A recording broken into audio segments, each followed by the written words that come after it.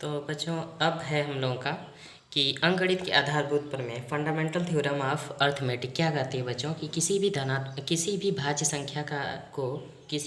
संख्या को अभाज्य गुणनखंडों की घातों के रूप में लिख सकते हैं, या किसी भी भाज्य संख्या को अभाज्य गुणनखंडों के रूप में लिख सकते हैं, कि घातों के रूप में या के रूप में लिख सकते हैं। फॉर एग्जांपल बच्चों ये 20 नज़र आ रहा है, 20 नज़र आ रहा है, इसको कैसे लिख सकते हैं बच्चों? 2 गुणे 5। ठीक है, तो देखें 20 क्या है? भाज्य संख्या है। इसको कैसे लिख रहे हैं? 2 गुणे 2 अभाज्य संख्या गुणे 5, ये भी अभाज्य संख्या, यानी कि अभाज्य संख्या के गुणनफल के रूप में लिख रहे हैं। ठीक है, किसी भी भाज्य संख्या को अभाज्य संख्या के गुणनफल के रूप में लिख सकते हैं, या किसी भी भाज्य संख्या को अभाज्य संख्याओं के गुणनफल की घातों के रूप में लिख सकते हैं बच्चों। 2 का स्क्वायर हो जाएगा और गुणे 5 की घात कितना? 1 हो जाएगी। तो ऐसे भी हम लोग लिख सकते हैं। जैसे बच्चों यहाँ पे लिखा है बच्चों 120 को कैसे लिख सकते हो बच्चों? ये 2 गुणे कितना हो जाएगा? 5 नहीं लिख सकते हैं, ऐसे लिख सकते हैं। देखें 2 दूना 4, दूना 8, 8 5 40, 120। तो इसको देख रहे हैं तो ये 2 गुणे 2 गुणे 3 गुणे 5 देख रहे हैं, सब के सब अभाज्य गुणनखंड ही हैं।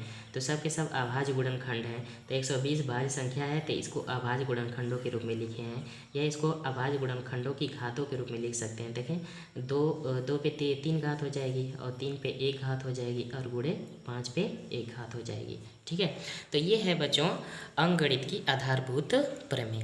तो इसका हम लोग यूज़ करेंगे, कैसे यूज़ करेंगे कि बच्चों 2 या 3 संख्याओं का मसा अगर ज्ञात करना है तो इसके थ्रू हम लोग ज्ञात कर सकते हैं। ठीक है, तो इसमें एक और थ्योरम आती है बच्चों, उस पर बहुत अच्छे अच्छे क्वेश्चन आते हैं आप लोगों के एग्ज़ाम में, तो उसको करते हैं।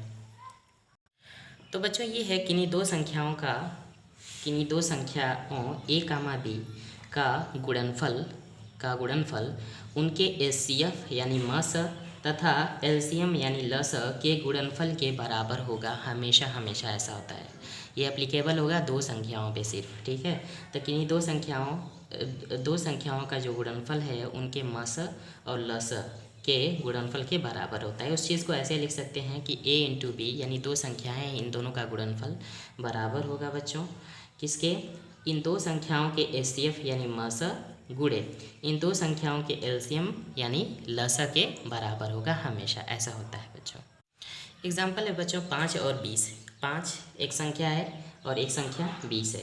तो देखते हैं इनका मसा निकालते हैं। 5 को बस बच्चों ऐसे लिख सकते हैं 1 टाइम्स ऑफ 5, ऐसे लिख सकते हैं 1 गुणे 5, और 20 को लिख सकते हैं 2 गुणे 2 गुणे 5, ऐसे लिख सकते हैं, या 4 गुणे 5 लिख सकते हैं। ठीक है, तो इनका जो एचसीएफ होगा यानी मसा 5 और 20 का जो मसा होगा वो क्या होगा? 5। जो कॉमन रहता है दोनों में वो क्या होता है बच्चों?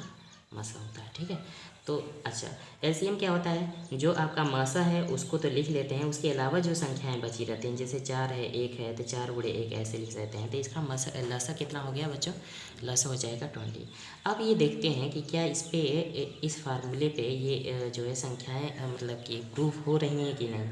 तो देखते हैं कि कह रहा है पहला कि इन दोनों संख्याओं का जो गुणनफल है वो बराबर होगा उनके मसा और लसा के गुणनफल के, यानी कि दोनों संख्याओं का जो गुणा करेंगे a इंटू बी तो कितना आएगा? a का मान बच्चों 5 है, b का मान 20 है, तो कितना आएगा? 200। ठीक है, अब इन्हीं 2 संख्याओं का जो एचसीएफ होगा और क्या होगा? एलसीएम होगा a का मान b, उनका गुणनफल कितना आना चाहिए बच्चों? सॉरी ये 200 है, तो बच्चों कितना? तो इन 2 संख्याओं का जो मसा है वो कितना है बच्चों? 5 है, और लसा कितना है? 20 है, तो 5 × 20। अब देख रहे हैं बच्चों ये दोनों क्या हैं? आपस में बराबर हैं। तो आपके बुक में कुछ क्वेश्चन है, उस क्वेश्चन को हम लोग करते हैं। ठीक है।